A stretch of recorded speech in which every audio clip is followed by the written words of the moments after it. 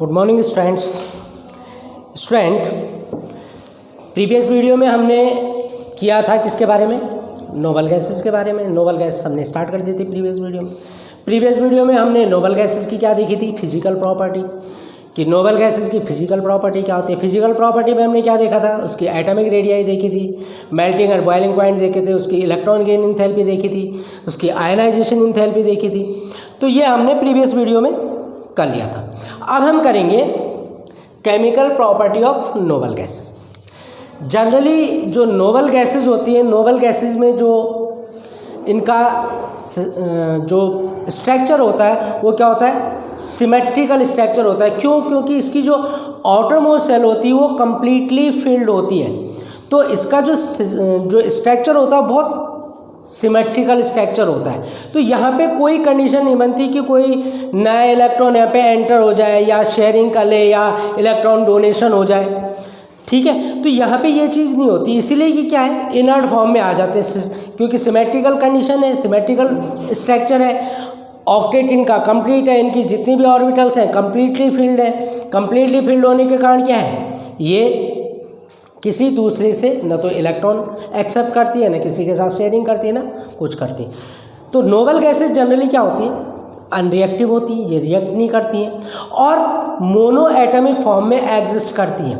अबे देखो, mono atomic form का एग्जिस्ट होने का मतलब क्या है कि ये अपने साथ यानी अपने किसी एटम के साथ भी ये शेयरिंग या कॉम्बिनेशन नहीं करती। तो किस फॉर्म में एग्जिस्ट होती है, मोनो एटॉमिक फॉर्म में एग्जिस्ट होती है। लेकिन 1950 के बाद कुछ साइंटिस्ट का ये ध्यान आया कि यार क्या ये पॉसिबल है कि जो हायर मेंबर है, फॉर एग्जांपल क्रिप्टॉन हो गया या जीनॉन हो गया, रेडॉन तो खैर रेडियो एक्टिव है, लेकिन क्रिप्टॉन और जीनॉन है ये हायर मेंबर है। हायर मेंबर में क्या है कि हम देखते हैं टॉप टू बॉटम जब हम चलते हैं तो आयनाइजेशन इंथैल्पी डिक्रीज होती है या इलेक्ट्रॉन गेन इंथैल्पी डिक्रीज होती है। तो थ्योरेटिकली ये सोचा गया कि क्या ये पॉसिबल है कि जो नोबल गैसेज हैं ये भी कॉम्प्लेक्स कंपाउंड फॉर्म करें। तो इसके बारे में सबसे पहले जो थ्योरेटिकल एक वो दिया था, ओपिनियन दिया था, थ्योरेटिकल ओपिनियन दिया था, एक साइंटिस्ट था एंथ्रोप्रूव। तो एंथ्रोप्रूव ने 1957 में एक थ्योरेटिकल एक आइडिया दिया कि उसने कहा कि जैसे PCl5 है या SF6 है या ICl7 है, ये जो कंपाउंड है ये कंपाउंड ऑक्टेट रूल को फॉलो नहीं करते। अब PCl5 को अगर हम देखें तो PCl5 में टोटल नंबर ऑफ इलेक्ट्रॉन कितने होते हैं, 10, 5 फॉस्फोरस के, 5 क्लोरीन के। SF6 में 6 सल्फर के, 6 फ्लोरीन के, 12 हो गए। IF7 में I के 7 फ्लोरीन के 7, ये इतने क्या करें, शेयरिंग कर हो रही है। तो टोटल कितने हो रहे हैं, 14 इलेक्ट्रॉन हो रहे हैं। तो ये तो कहीं से भी ऑक्टेट रूल को फॉलो नहीं कर रहे और ये कंपाउंड एग्जिस्ट भी होते हैं, बहुत इजीली एग्जिस्ट होते हैं। तो इसी तरह से एक थ्योरेटिकल एक इसमें वो दिया गया कि यार क्या ये पॉसिबल है कि इसी तरह से जो नोबल गैसेज है क्या वो इस तरीके से कोई कंपाउंड फॉर्मेशन कर सकते हैं। तो 1957 में एंथ्रोप्रूव ने ये चीज़ कही। 1962 में एक साइंटिस्ट था बर्थेल, ठीक है, इसका नाम है साइंटिस्ट का बर्नेट, तो बर्नेट ने 1962 में एक कॉम्प्लेक्स बनाया। उसने क्या किया कि ऑक्सीजन की रिएक्शन करवाई किसके साथ, PTF6 के साथ, हेक्साफ्लोरो प्लेटिनम या प्लेटिनम हेक्साफ्लोराइड। तो प्लेटिनम हेक्साफ्लोराइड के साथ जब इसने इसकी रिएक्शन करवाई, इसको ब्रैकेट में ले लेते हैं, प्लेटिनम हेक्साफ्लोराइड, तो उसने क्या देखा कि यहाँ पे एक कंपाउंड फॉर्म हुआ O2+ एंड PTF6-। अब ये जो प्लेटिनम हेक्साफ्लोराइड है ये क्या होता है, ये बहुत स्ट्रॉन्ग ऑक्सीडाइजिंग एजेंट होता है। प्लेटिनम हेक्साफ्लोराइड क्या है, बहुत स्ट्रॉन्ग ऑक्सीडाइजिंग एजेंट होता है। जब इसने साइंटिस्ट ने क्या नाम था इसका नाम था बर्नेट। बर्लेट ने जब इसका एक्सरे डिफ्रैक्शन देखा, जब एक्सरे में देखा तो उसने क्या देखा कि ऑक्सीजन यहाँ पे ऑक्सीडाइज्ड हो रही है। ऑक्सीजन क्या हो रही है? ऑक्सीडाइज्ड हो रही है। और जो प्लेटिनम हेक्साफ्लोराइड है ये इस ऑक्सीजन को ऑक्सीडाइज कर रहा, ठीक है। और ये जो कंपाउंड है, ये कंपाउंड क्या बना आपका? Dioxygen hexafluoroplatinate. अब ये देखो माइनस है तो 8 आ जाता है इसमें, प्लेटिनेट, ठीक है। और अगर इसका ऑक्सीडेशन स्टेट देखोगे आप तो इसका ऑक्सीडेशन स्टेट आता है 5th। और आयन फॉर्म में तो आप क्या लगा देंगे? इसमें आयन लगा देंगे, तो आयन लिख सकते हैं। तो प्लेटिनेट 5th ये कंपाउंड बना। यहाँ पे क्या देखा गया? जब एक्सरे डिफ्रैक्शन में देखा इसने, तो इसने ये देखा कि जो प्लेटिनम हेक्साफ्लोराइड है, प्लेटिनम हेक्साफ्लोराइड ऑक्सीजन को भी क्या कर रहा? इसको भी ऑक्सीडाइज कर रहा। तो फिर उसने सोचा कि ऑक्सीजन और जिनॉन की जो आयनाइजेशन इंथैल्पी होती है वो लगभग क्या होती है? इक्वल होती है। जिनॉन की जो आयनाइजेशन इंथैल्पी होती 1176 और ऑक्सीजन की होती है 1180। अब देख लो, ऑक्सीजन की आयनाइजेशन इंथैल्पी जिनॉन से ज़्यादा होती है। तो जिनॉन की आयनाइजेशन इंथैल्पी है 1176 और ऑक्सीजन की 1180।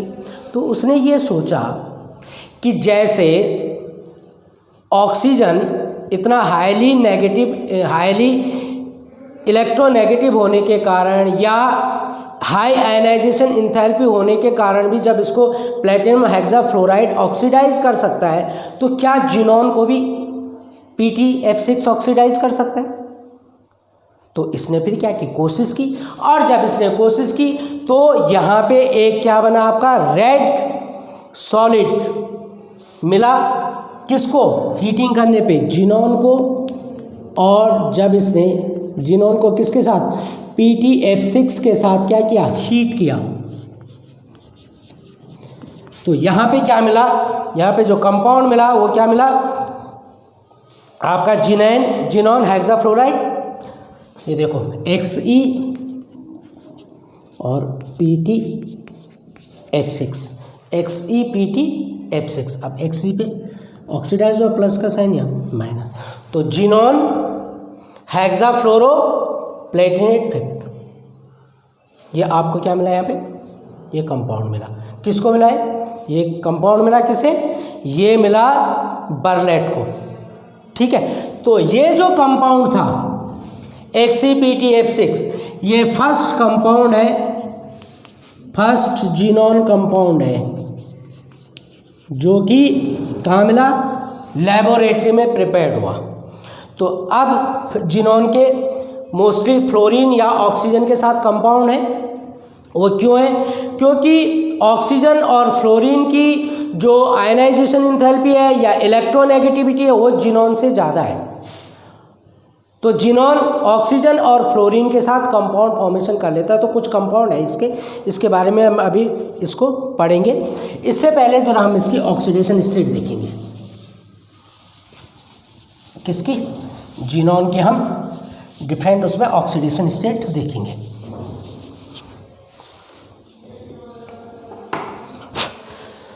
तो ऑक्सीडेशन स्टेट इसमें हेडिंग बना लेते हैं। ऑक्सीडेशन स्टेट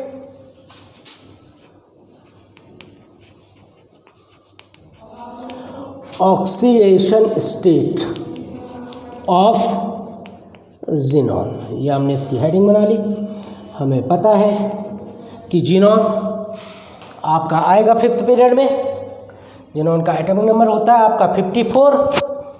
और अब हम सबसे पहले लेंगे जिनॉन इन ग्राउंड स्टेट।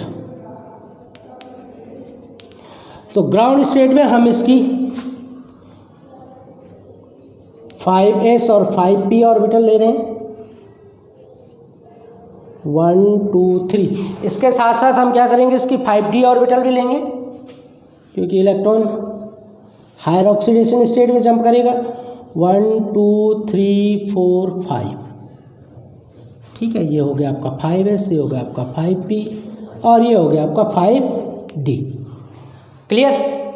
अब देखो, क्योंकि नोबल गैसेज हैं तो इनका ऑक्टेट कंप्लीट होगा। पहले एक एक इलेक्ट्रॉन फिल करेंगे, देन पेयरिंग हो जाएगी, ये पेयरिंग होगी आपकी इलेक्ट्रॉन की और ये बन गया। तो ये है जिनॉन का ग्राउंड स्टेट। अब हम इसकी क्या देखेंगे, फर्स्ट ऑक्सीडेशन स्टेट। सबसे पहले क्या देखेंगे इसकी, जिनॉन की first oxidation state.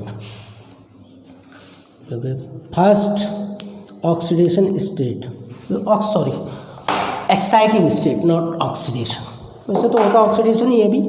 First exciting state of किसकी, जिनॉन।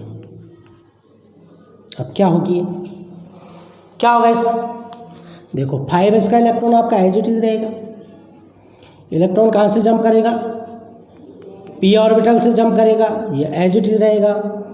ये आपका 5p 1 2 3, थोड़ा बड़ा बन गया, ये छोटा बना लेते हैं इसे, 1 2 3, यहाँ पेयरिंग हो गई आपकी। ये आपका 5d हो गया, 1 2 3 4 एंड 5। अब देखो यहाँ पे 6 इलेक्ट्रॉन थे, एक ये इलेक्ट्रॉन कहाँ जंप कर गया, यहाँ d ऑर्बिटल में जंप कर गया, 5p 5d। ऑक्सीडेशन स्टेट क्या होगी यहाँ पे, ये देखो हाफ फिल्ड 1 1 2। ऑक्सीडेशन स्टेट क्या होगी इसकी, +2 ऑक्सीडेशन स्टेट। अब देखो second exciting state of xenon. अब क्या होगा इसमें, सेम एज इट इज, ये आपकी 5s ऑर्बिटल हो गई, ये आपकी 5p ऑर्बिटल हो गई, 1 2 3, इसमें 2 इलेक्ट्रॉन। अब यहाँ पे एक इलेक्ट्रॉन आएगा, क्यों आएगा, क्योंकि एक इलेक्ट्रॉन अब फिर किस में, d में जंप करेगा, 1 2 3 4 5। अब देखो यहाँ से एक इलेक्ट्रॉन यहाँ जंप कर गया था। अब ये देखो ये इलेक्ट्रॉन क्या होगा, यहाँ आ जाएगा, ये इलेक्ट्रॉन यहाँ से यहाँ जंप कर जाएगा और ये यहाँ से यहाँ आ जाएगा। तो ऑक्सीडेशन स्टेट क्या होगी आपकी, 1 2 3 4, +4 ऑक्सीडेशन स्टेट। जिनॉन की यहाँ पे +4। फिर क्या होगा, फिर ये इलेक्ट्रॉन निकलेगा यहाँ से, third exciting state, third exciting state of xenon क्या हो जाएगी, सेम वही आपका 5s एज इट इज रहेगा और 5s से इलेक्ट्रॉन निकलेगा भी नहीं। ये बहुत इम्पॉसिबल है, बहुत इम्पॉसिबल, क्या इम्पॉसिबल ही है कि 5s से इलेक्ट्रॉन, क्योंकि यहाँ पे फिर इफेक्ट आ जाते हैं, तो इसलिए 5s का इलेक्ट्रॉन नहीं निकलता, हाईली बॉन्डेड होता है न्यूक्लियस से, तो उसको हम नहीं निकाल सकते क्योंकि इतनी एनर्जी चाहिए कि ये पार्टिकुलर एटम वहाँ पे कोलैप्स हो सकता है।